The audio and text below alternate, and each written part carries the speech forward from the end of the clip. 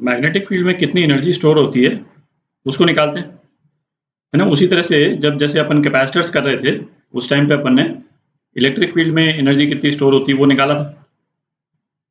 तो magnetic field में energy store निकालते हैं। तो यहाँ पे एक सिंपल सा सर्किट ले लिया अपन ने। तो ये बैटरी है, इसका ईएमएफ जो है वो ई है, ठीक है। रेजिस्टेंस एक लगाया है सर्किट में, इसका रेजिस्टेंस आर है, और एक इंडक्टर लगाया है जिसका इंडक्टेंस जो है वो एल है। और इस स्विच को हमने क्लोज किया तो इस पे करंट पास होगा, ठीक है, इस डायरेक्शन में करंट पास होगा इस पे। अच्छा, अपन जो है वो पीरियड एनालाइज करेंगे जब करंट इंक्रीज कर रहा है, ठीक है। बाद मतलब करंट जो है वेरी कर रहा है, उस पीरियड का एनालिसिस, उस पीरियड का सर्किट इक्वेशन लिखेंगे अभी अपन, है ना। करंट जो बाद में जाकर के स्टेबलाइज कर जाता है तब इंडक्टर का कोई सिग्निफिकेंस नहीं रह जाता। मतलब इंडक्टर बेसिकली आप समझ लें एक स्ट्रेट लाइन कंडक्टर हो जाता है, ठीक है, क्योंकि di/dt जीरो हो जाता है तो इंड्यूस्ड ईएमएफ जीरो हो जाएगा, है कि नहीं। ये अपन बाद में सर्किट्स में तो काफ़ी डिटेल में करेंगे, पर मतलब यहाँ पे बस केवल नोट करने वाली बात ये कि अपन उस पोर्शन को एनालाइज कर रहे हैं जब करंट अभी भी इंक्रीज ही कर रहा है, ठीक है। तो बेसिकली स्विच ऑन करने के है ना तुरंत बाद वाला पोजीशन। तो ये पॉइंट जो है इसको पॉइंट ए मान लेते हैं, ठीक है। लूप के अराउंड जाएंगे तो वी ए यहाँ से शुरू किया अपन, प्लस पोटेंशियल इंक्रीज किया, ठीक है, minus I R potential drop हुआ। अच्छा, अब इस इंडक्टर में करंट जो है वो इस डायरेक्शन से एंटर कर रहा है, तो इसमें जो ईएमएफ इंड्यूस होगा वो बेसिकली इस करंट को अपोज करेगा। तो इसके ईएमएफ का डायरेक्शन क्या हो जाएगा, ये डायरेक्शन हो जाएगा, EMF bye conductor E L, इसको लिखा मैंने, इसका डायरेक्शन ये हो जाएगा। इसका डायरेक्शन ये होने का मतलब हो गया कि इक्विवेलेंट बैटरी यदि होती तो उसका ओरिएंटेशन क्या होता, ये होता, ठीक है। तो माइनस ई एल, ठीक है, is equal to V A. तो ये कितना हो गया, E is equal to I R plus L di/dt, ठीक है। इंडक्टर में ईएमएफ कितना इंड्यूस होता है ये तो अपने को मालूम है ना। इतना ईएमएफ इंड्यूस होता है और उसका डायरेक्शन अपन ने देख ही लिया, है ना, अपोजिट करके अपन ने, है ना, we have taken care of that. यहाँ जो माइनस लगाया उससे अपन ने, है ना, we have taken care of that. अच्छा, अब इस इक्वेशन को यदि हम आई से मल्टीप्लाई करते हैं दोनों तरफ तो ये क्या हो जाएगा, I is equal to I square R plus L I di/dt, ठीक। अब इस इक्वेशन को यदि अपन एनालाइज करें तो ये इक्वेशन जो है रेट ऑफ एनर्जी कंजम्पशन की इक्वेशन है बेसिकली, ठीक है। लेफ्ट हैंड साइड में क्या है, बैटरी वर्क कर रही, तो बैटरी वर्क करने के मतलब बैटरी के थ्रू कितना भी चार्ज जाएगा, है ना, उसको क्या बैटरी क्या कर रही है बेसिकली, है ना, चार्ज को लोअर पोटेंशियल से उठा करके हायर पोटेंशियल पे डाल रही, ठीक है। और हर चार्ज पे कितना पोटेंशियल ऐड कर रही है, ई पोटेंशियल ऐड कर रही। तो वर्क डन बाय बैटरी यदि उसमें से क्यू चार्ज पास कर रहा है तो वर्क डन बाय बैटरी कितना है, इतना है ना, क्यू ई। तो बैटरी जो पावर डिलीवर कर रही है वो कितना पावर डिलीवर कर रही है, dw/dt, ठीक है, किस रेट से वर्क कर रही। और ये क्या हो गया, dq/dt into E is equal to I, ठीक है। तो बैटरी जो है वो आई ई रेट से पावर डिलीवर कर रही है या फिर, है ना, इतने रेट से वर्क कर रही है। अच्छा, ये एक्सप्रेशन क्या है, ये तो अपन ने करंट एंड इलेक्ट्रिसिटी जब किया था, ये बेसिकली इस रजिस्टर में जो हीट प्रोड्यूस हो रही है ये वो एक्सप्रेशन है, ठीक है।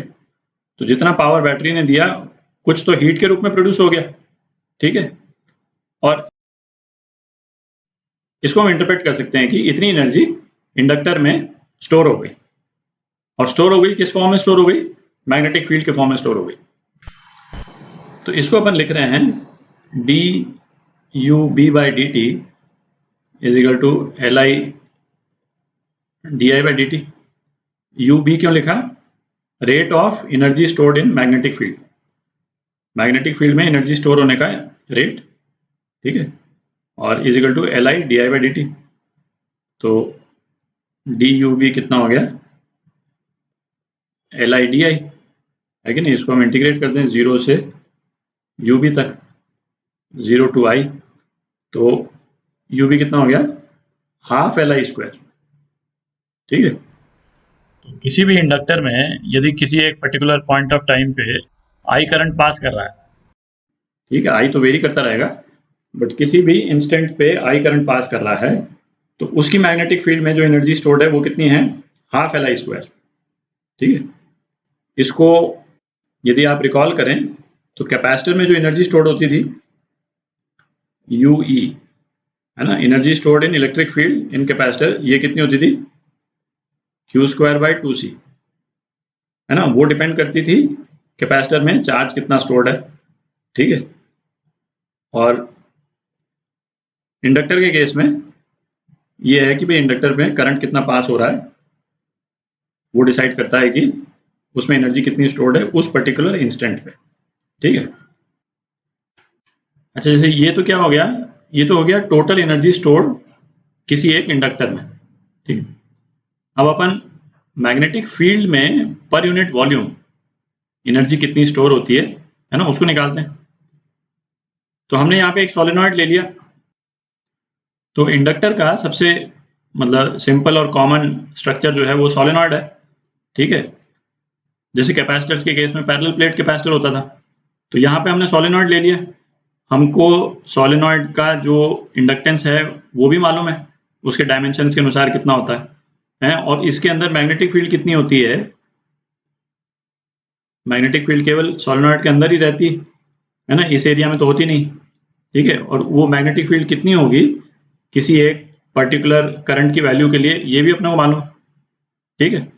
तो सोलेनॉइड का एग्जांपल यूज करके मैग्नेटिक फील्ड की एनर्जी डेंसिटी निकालते हैं। तो सोलेनॉइड का इंडक्टेंस कितना होता है ये तो अपन निकाल चुके हैं पहले, mu naught N square L ए, है कि नहीं? जहां पे एल क्या है? एल है सोलेनॉइड का लेंथ, ए जो है इसका एरिया, और एन क्या था? एन था number of turns per unit length, ठीक है, ये ध्यान होगा आपको। अच्छा, दूसरा, सोलेनॉइड के अंदर मैग्नेटिक फील्ड कितनी होती है ना, ये भी अपने को मालूम है, म्यू नॉट एन आई, ठीक है, ये भी अपन निकाल चुके हैं पहले। तो आई कितना हो गया? B upon mu naught N हो गया, ठीक है। अब ये एल की वैल्यू और आई की वैल्यू इसमें डाल देते हैं, तो एनर्जी स्टोर्ड किसी सोलेनॉइड में कितनी हो जाएगी? हाफ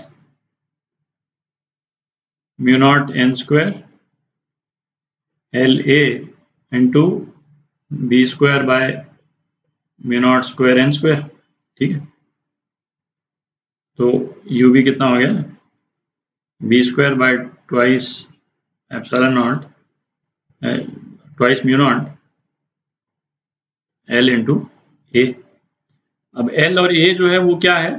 वॉल्यूम है सोलेनॉइड का जहां पे मैग्नेटिक फील्ड रिजाइड कर रही, ठीक है, इस पोर्शन की बात कर रहे हैं अपन, ठीक है।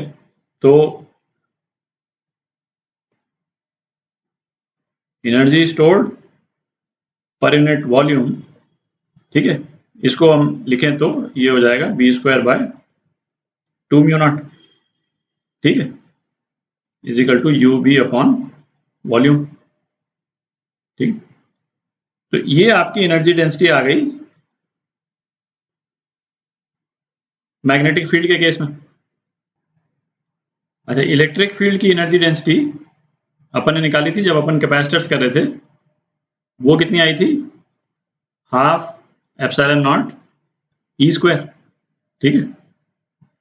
तो उसका उसका ये फॉर्मुलेशन था एनर्जी डेंसिटी इलेक्ट्रिक फील्ड की, और ये मैग्नेटिक फील्ड की एनर्जी डेंसिटी है ना, पर यूनिट वॉल्यूम है दोनों केस में।